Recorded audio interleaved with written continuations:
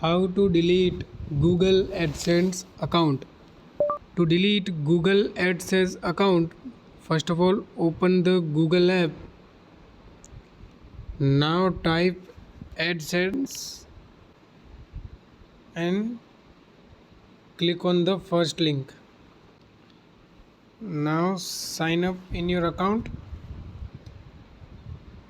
and now click on these three lines in left side and go to the account settings and account information. In the account information you can see close account option. Click on it. Now check this box and click on close my account.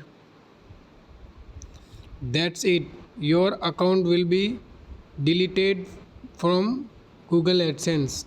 Thanks for watching. Follow for more such helpful videos.